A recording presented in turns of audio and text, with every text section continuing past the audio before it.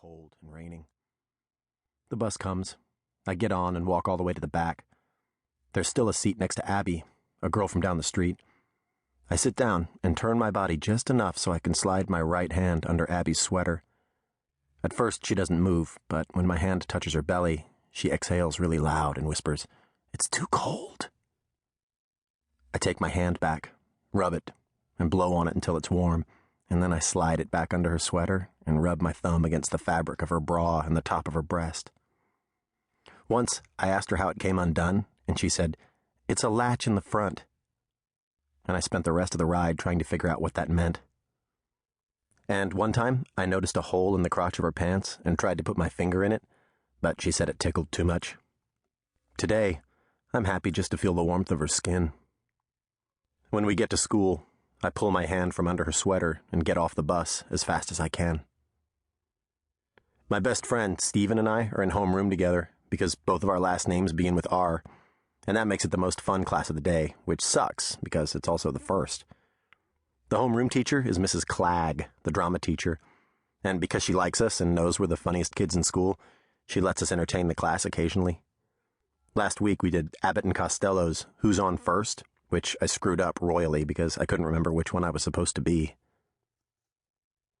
Stephen is Australian, and I do an impression of him that is very good. I like to joke him about the time he asked Mrs. Parker, our science teacher, for a rubber, which is what they call an eraser in Australia. "Excuse me, Mrs. Parker, may I borrow a rubber?" Everyone always laughs at that.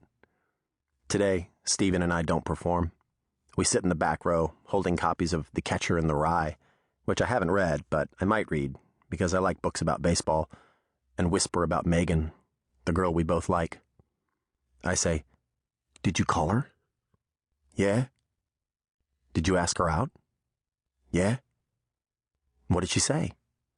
"She said maybe." "Maybe?" "She said she kind of liked someone else." "Who?" "You." "Me?" This is bad. This is bad because I know how much Stephen likes her. Why do I have to screw this up for him? I hate myself.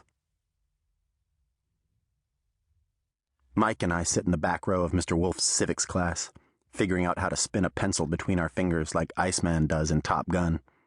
I know it's something to do with putting the pencil between your middle finger and ring finger, and then you somehow flick it, and it winds up between your index and middle fingers. Mr. Wolf never pays attention to us or asks us any questions, because he knows we're smart enough to figure out the answer, even if we haven't paid attention for the whole period. Leah sits in front of us and pays attention the whole time. She used to write notes to me, asking who I liked, and drop them onto my desk. I would write back, asking her if she wanted to join my religion, the Ace of Spades. Last year, in 7th grade, I had a lot of time on my hands, and I'd come up with crazy ideas just to freak people out. I came up with this idea about a religion based around a god called the Ace of Spades, and we'd all worship the Ace, and make sacrifices to him and stuff, and he'd be the one true creator, and always wear black. But I never really figured out how to make people believe that he was the one true creator, so I sort of gave up the whole thing. Although, sometimes I still draw the ace on my papers and tell people about it if I don't have anything else to do. Leah always thought I was a freak for talking about things like that, but at least she used to pay attention. Now she just ignores me. Maybe because of the time she got a B+ on her report card and started crying because it was the first time she'd gotten anything lower than an A, and I called her a stupid bitch for crying about something so stupid. I used to get all A's too. When we moved here, I was in 2nd grade, and the first thing they did was take me out of class and start testing me.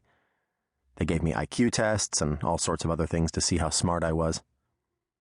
I hated that because I'd just moved, and I didn't even have time to make any friends before they took me out of the class and made me feel different. They talked about taking me out of normal school and putting me in a school for smart kids, but I talked them out of it. They put me in this program for smart kids called GT, which stands for Gifted and Talented. I thought it was okay. I got to learn a lot of different things. We learned about suspension bridges and did all these cool puzzles. I even got to meet an actor that was on Gilligan's Island once. After that, though, I really started to hate GT. I started calling it Goobers and Twerps because all of the kids that were in it were real dorks. None of the cool kids were in it. None. Well, one, if you count me.